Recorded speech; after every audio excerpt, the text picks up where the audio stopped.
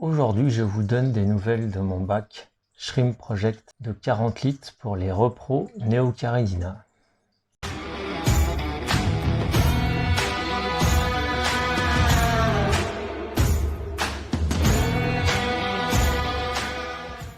Eh oui, tout avait si bien commencé après une belle intro comme ça, non? Qu'est-ce que vous en pensez?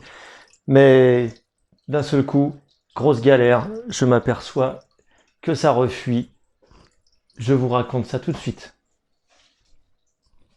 Eh bien, salut à tous, bienvenue. Alors aujourd'hui, quelques petites nouvelles de mon bac 40 litres pour les projets de repro Neocaridina. Donc des nouvelles qui sont très attendues par certains d'entre vous.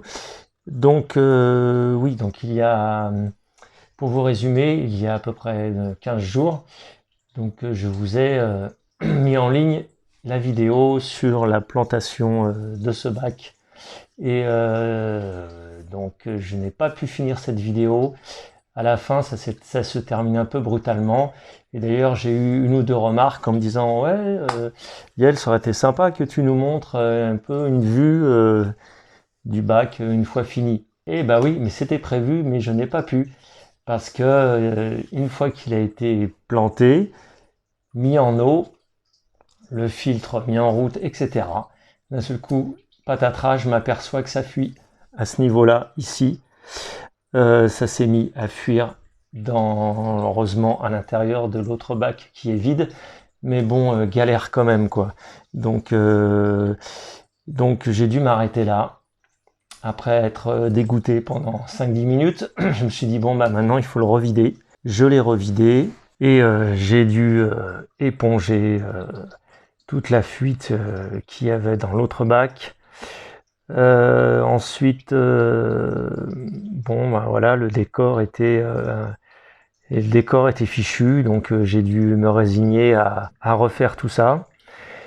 Et j'ai dû assécher le joint. En fait, c'est le joint qui n'était pas assez étanche. Et j'ai dû aller un peu trop vite et je me suis pas pris de la bonne façon. Donc j'ai dû attendre qu'il sèche. Ensuite, j'ai refait le joint pour après refaire un test d'étanchéité et ensuite refaire un décor, remettre du sol parce que le sol s'était mélangé évidemment avec la pouzzolane, donc c'était un peu mélangé quoi, un peu raté tout ça. Donc il a fallu que j'enlève de la pouzzolane, que j'enlève du sol technique, que je repositionne un peu ma pouzzolane et que je remette du sol technique par-dessus uniformément, que je redispose mes pierres. Et donc maintenant je vais vous montrer, après donc ça fait maintenant une semaine qu'il est en eau, je vais vous montrer ce que ça donne.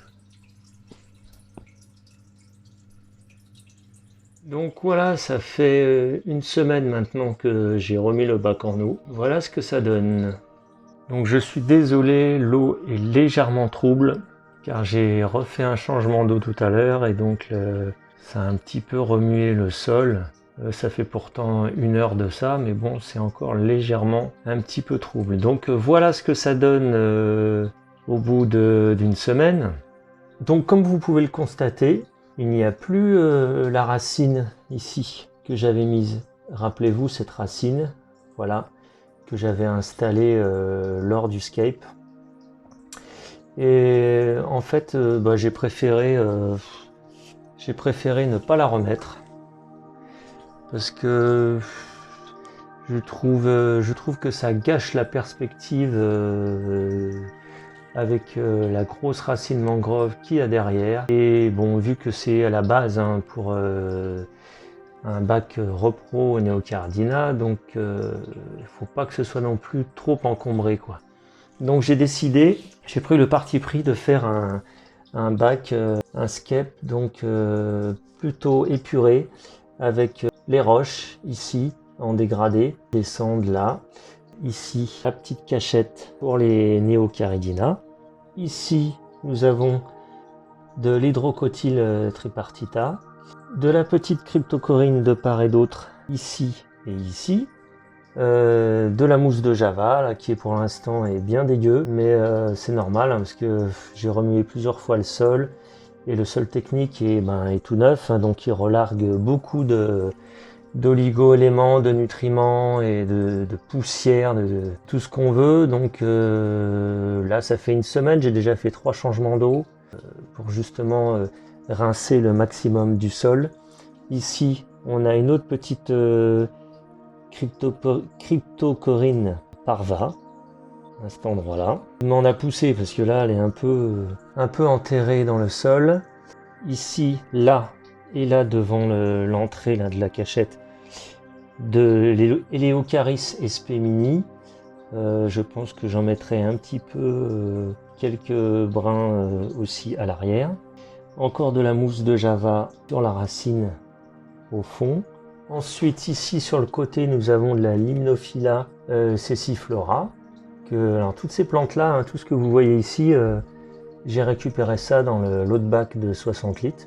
Voilà, j'ai fait de la récup, hein, c'est pratique. C'est mon jardin pour les autres bacs. Ensuite, à la surface, nous avons de l'hydrocotyl tripartita que je vais laisser un peu, comme c'est une plante épiphyte, j'ai envie de la laisser un peu comme ça en immergé. Voilà, voir ce que ça donne, je trouve ça sympa. Et alors il y a une chose que j'ai envie d'essayer pour mettre juste à l'arrière. Voilà, c'est cette superbe Anubia barterivar géante, quoi, XL, qui est vraiment magnifique, qui vient de mon... Enfin, c'est une partie hein, de ce qui vient de mon bac 400 litres. J'en ai vraiment pas mal. Et j'en mets un peu, quand je peux, un peu dans tous mes bacs aussi. Sauf dans l'autre nano où je n'ai pas assez de place. Enfin, cette feuille-là, elle est vraiment magnifique. Regardez la taille des feuilles à côté de ma main. Donc, il y a quelques algues ici encroutantes. Voilà, donc ça, je vais couper ces feuilles-là. Je vais les couper et celles qui sont superbes, regardez ça, on dirait même tellement elles sont belles, on dirait qu'elles sont en plastique. J'ai envie de faire un essai, je voudrais en mettre à la surface. J'ai envie d'essayer un truc, alors vous allez me dire ce que vous en pensez. Mais moi, j'ai bien envie de en mettre un morceau. Voilà, j'ai découpé un petit morceau avec encore un peu de racines. Hein. De toute façon, ça s'accroche après n'importe où. Hein. Pour ça, la Nubia, c'est génial. Vous la posez à un endroit, il suffit qu'elle soit coincée et ça accroche, quoi. En plus, ça permettra de cacher le filtre. Bon, du coup, ça va aussi cacher mon hydrocotyl. Pas l'hydrocotyl, l'hygrophila qui est en dessous. Il y a moyen de ruser pour que... Voilà. En même temps, ça cache le filtre et en même temps, en dessous, on pourra voir quand ça va pousser. Enfin, c'est un essai, hein, mais je pense que ça pourrait être sympa. C'est un truc que j'ai toujours eu envie de faire, ça, c'est des plantes comme ça à l'extérieur. Donc on va voir comment elle va réagir. Bon, la racine est dans l'eau. Hein. C'est pas tout à l'extérieur, sinon elle va crever. Mais la racine est dans l'eau. Le filtre, il coule derrière. Pas de souci. Moi, je sais pas si c'était une bonne idée, on verra dans le temps, mais moi j'avais envie d'essayer ça. Voilà, on verra ce que ça donnera dans le temps, je trouve que c'est sympa. Si la plante sèche pas trop, à voir. Parce que normalement, il faut que ce soit quand même un petit peu dans l'eau, hein, un minimum, on verra bien. Dites-moi ce que vous en pensez, si vous avez déjà fait la même expérience. Voilà, on verra encore une fois dans le temps comment ça va se passer. Bon, voilà ce qui est de ce petit bac. Ici, par la suite, je pense que je rajouterai peut-être une autre pierre grise, comme ça, grise et blanche, pour habiller un peu là. Ou quelques herbes, là, la SP Mini, là, je ne me rappelle plus, là, c'est celle-là. Et l'Ocaris, voilà, c'est ça. À voir.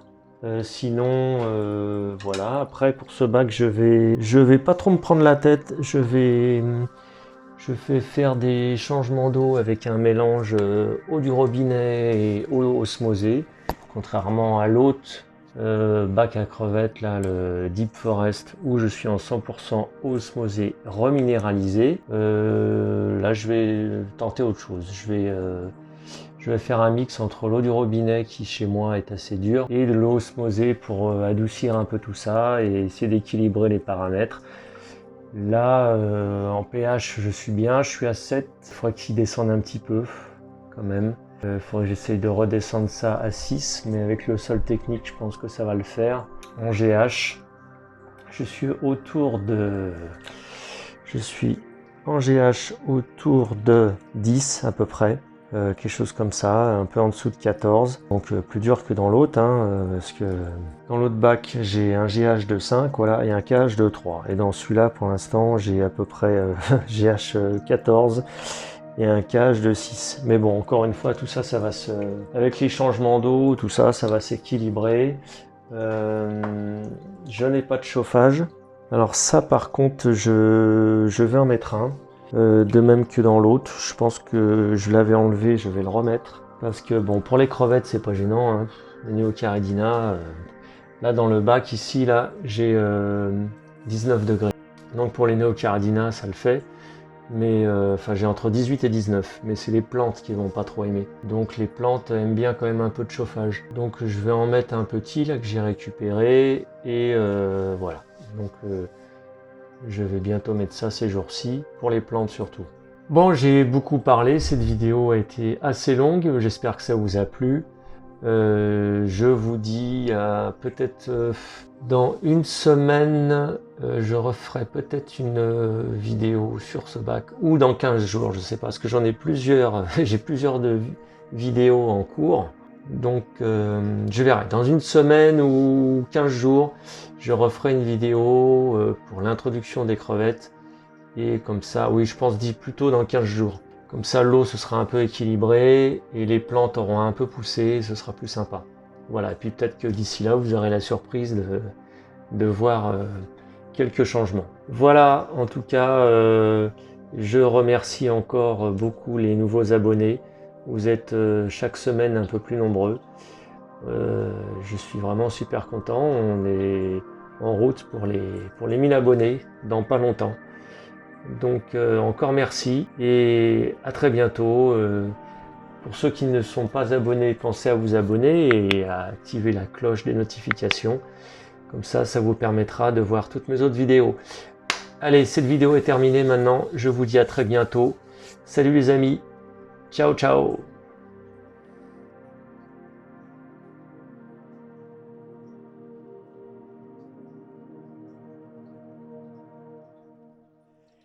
Eh oui, tout avait si bien commencé. Et j'ai mes lunettes.